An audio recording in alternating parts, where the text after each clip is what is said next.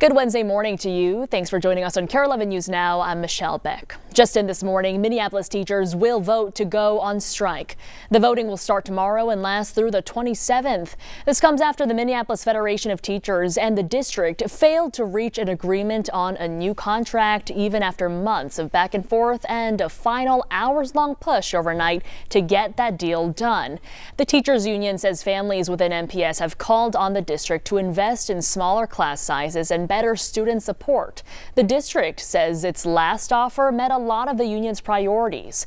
If the teachers union votes to strike, it needs to let the state know 10 days in advance. Developing now, the Minneapolis City Auditor says the police department isn't cooperating as city leaders take a closer look at how the PD handled several major cases recently. One of those cases involves a Minneapolis man who was allegedly shot by his next door neighbor after he says he made multiple attempts to get help from police. The Minneapolis police chief eventually apologized to Davis Moturi, but now the city auditor says MPD is not cooperating with his investigation. Robert Timmerman telling the audit committee his team is being met with, quote, great resistance as it investigates MPD's response into what the city describes as high-impact public safety cases. So it is incredibly frustrating that we are not getting participation from MPD. It's about identifying gaps or failures in process. And the fact that we have a police department that's unwilling to participate in that exercise is extremely troubling and a direct violation of the city charter. In a statement, a city spokesperson writing on behalf of the chief and commissioner says the city wants a full and fair audit, adding, quote, it's unfortunate that the concerns have been escalated through the public presentation when this situation could have been avoided. And right now, Minneapolis police are looking for two people suspected of spraying anti-Semitic messages on Temple Israel. These are new images of the suspects released by MPD yesterday. The vandalism happened early October 8th. MPD is now calling it a bias crime. Police say the two people left on bikes wearing dark hoodies, masks, and surgical gloves.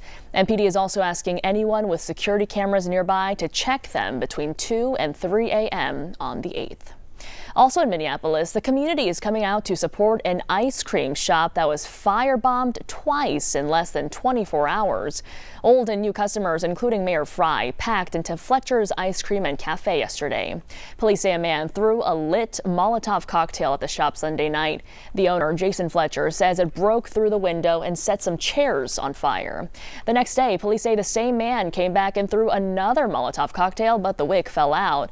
Officers later arrested a man who is now awaiting charges. While police investigate a possible motive, the owner has his own thoughts. The obvious answer is, oh, our flag, but I would like to think that it's not. I would like to think that people appreciate the fact that we support everybody and we love everybody and we want this to be a safe place for everybody. And so, yeah, we'd like to think that we don't know why. And there will be a neighborhood safety rally at Fletcher's tomorrow night at 6. The government shutdown is entering its 4th week, making this the second longest government shutdown in U.S. history. Both sides are digging in harder, with President Trump inviting almost all Republican senators to thank them for their work on his agenda. And caught in the middle are federal workers. Now the community is coming together to help their neighbors get through some tough economic times. NBC's Alice Barr has the details from Washington. Hi there. We've seen protests across the country in recent days, and now on the Senate floor as one Democrat spoke for hours overnight and well into the morning against the Trump White House. Republicans pointing out that means an all-nighter for folks like Capitol Police still working without pay. Mr. President, I've come to the Senate floor tonight. On the Senate floor, an all-night speech on ending the government shutdown and protesting President Trump's policies from Oregon Democrat Jeff Merkley. Now,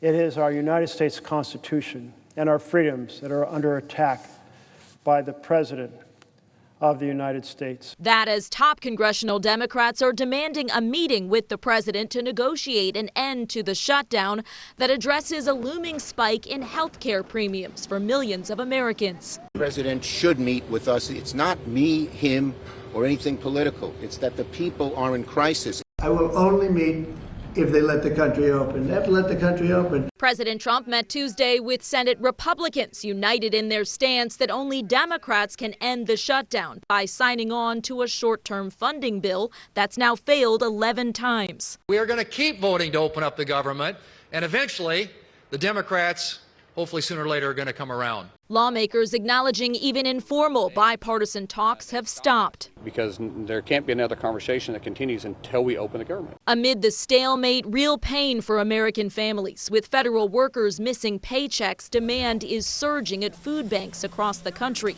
And now low-income SNAP food benefits are in jeopardy, with funding running out November 1st. If those SNAP dollars get cut in half, that would mean that a local food center, food bank would have to quadruple their output just to meet that need. A growing crisis with no end in sight. That same November 1 deadline when benefits like SNAP face losing funding, open enrollment for Obamacare kicks off. That's when Democrats expect the pressure to mount as Americans get a look at soaring premiums. Republicans maintain they'll have those discussions before subsidies expire, as long as the government's reopened. In Washington, Alice Barr, NBC News. Also in Washington today, a look from the White House, where this morning the NATO Secretary General and President Trump are meeting. The two are trying to draw a better path forward to end the war between Russia and Ukraine. The visit comes just hours after intense Russian strikes across Ukraine left several people dead. These photos from the country's capital, Kyiv, show some of the damages to homes and buildings. The strikes cut power in several parts of Ukraine as temperatures drop heading into winter. President Trump was supposed to meet with Russian President Vladimir Putin soon, but has recently backed off. The Louvre is back open this morning for the first time since a major heist. Right now, more than 100 investigators are working to track down 4 people who they say stole priceless jewels Sunday. Investigators say they don't have any solid leads this hour, but are sorting through a lot of evidence. Also today marks 36 years since Jacob Wetterling was kidnapped in St. Joseph, Minnesota, while biking home with his brother and a friend. His remains were found in September of 2016. His killer finally confessing and sentenced to prison a few months later. In his memory, the Jacob Wetterling Resource Center is inviting people to run or walk a 5K today. Now, originally, the group was planning for an in-person event after they had to cancel it last year, but due to changes with federal grants, they say they cannot make it happen, which is why they're inviting people to gather their friends and do it in their neighborhoods. 3, 2, 1.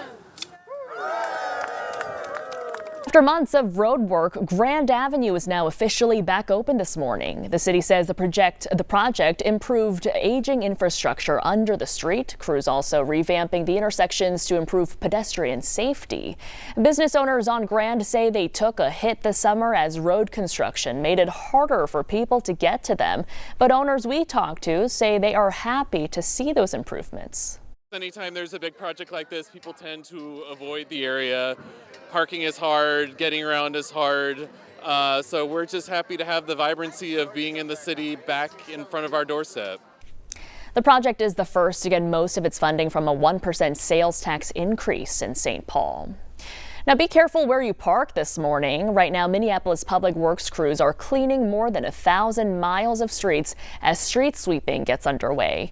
Here's what you need to know. According to the city, crews will post these pink signs at least 24 hours before sweeping a street. The day of, you won't be allowed to park there from 7 a.m. to 4:30 p.m. or until the signs are removed. Any vehicles parked while the signs are still in place will be ticketed and towed.